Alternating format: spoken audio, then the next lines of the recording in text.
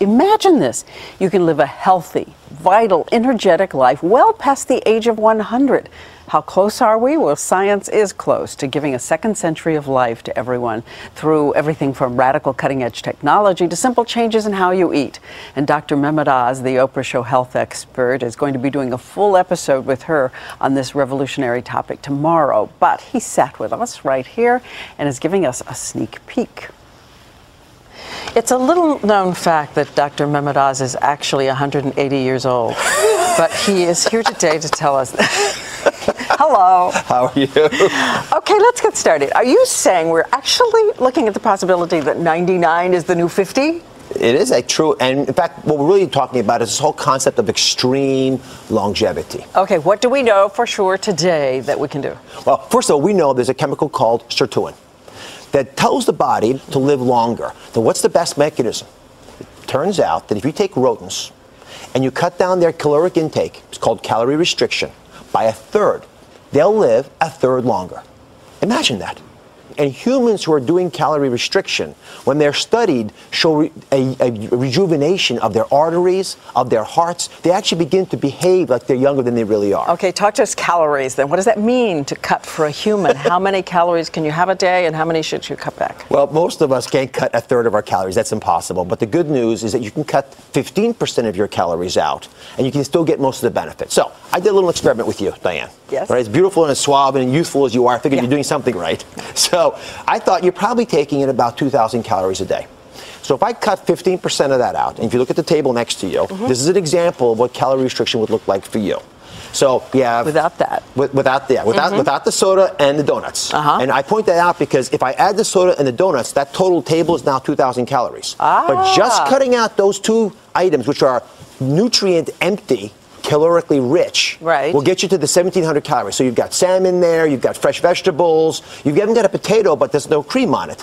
There's a dessert, a low-fat dessert. Low-fat yogurt, the frozen yogurt. By cutting 15% a day down to 1,700 a day, I could live, we think, an extra 30 years or so.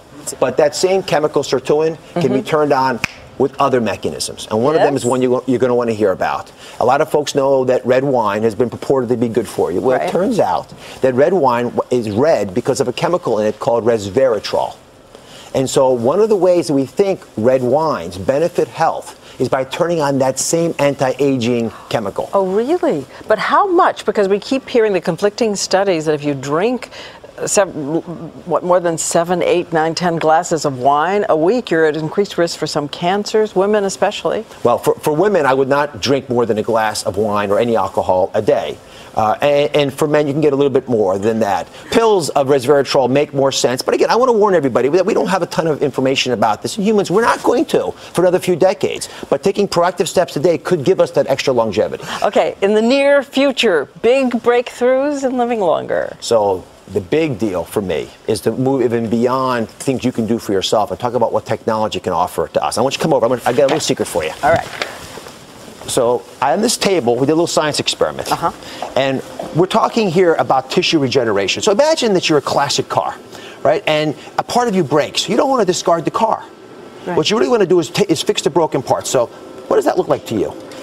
It looks like an ear. It looks like a styrofoam ear. You can hold it. It won't bite you. Does it feel sort of solid? Yeah, very solid. Right. So this is actually a mold for a human ear. So if you're a GI injured in war, you had frostbite and lost your nose, we could actually re-engineer cells. So we take your blood, add it to the mold, and your cells will begin to repopulate this and make you a new ear. This is being done now. Being done today. It's actually been implanting for bladders. There's lots of different organs we can begin to replace. But this is the first generation. What I'm about to show you now will really blow your mind.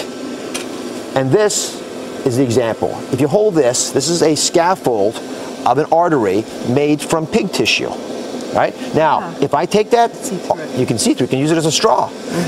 So if I take that and I add a little bit of your cells to it, your blood, and then I put it into a pump so it actually is feeling the pressure that an artery would feel, I can make you a new artery. You see pulse in there?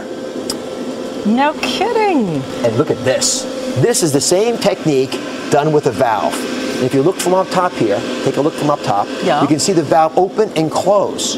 Oh, yes. So take this one generation further. I can now begin to take an organ, take the cells of the animal out of it, put your cells into it, and I can grow you a heart. It's been done. I can grow you a liver, a pancreas, a spleen, a lung, anything.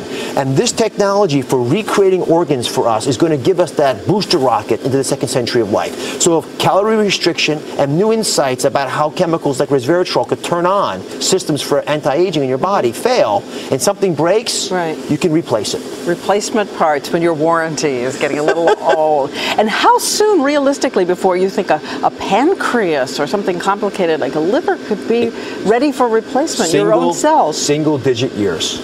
And that's the big breakthrough. It is increasing so rapidly. When I went down to the Wake Forest Regeneration Lab, which is where all this material came from, it absolutely blew my mind. And the other person's mind that blew actually is Oprah's. Yeah, that's a pig heart that with all the cells taken out of it. Exactly. Yes. So you would take that pig heart and inject some of your own cells. Take my blood, spit it down, put the cells into this, baste it in that chamber that we showed in the video, and it will slowly grow your own organ back. That is incredible. Don't y'all think that's incredible? To see her just absolutely as fascinated as I was means that this stuff really can capture our imagination. And where our imagination goes, our science will follow. What about replacing a brain? I'm not kidding. Could you grow a brain? Go with that beautiful new body? You could probably grow parts of the brain. So, for example, we could cure Parkinson's or memory loss or spinal columns. But, you know, Diane, you are who you are. And I don't know if you want to have a new infrastructure for that. You probably want the software that you've accumulated. All right. Well, you're going to do more with Oprah tomorrow. We've got lots of cool stuff. We're going to do hyperbaric oxygen, infrared sauna baths, lots of cool things about extreme longevity. It is here. It is now.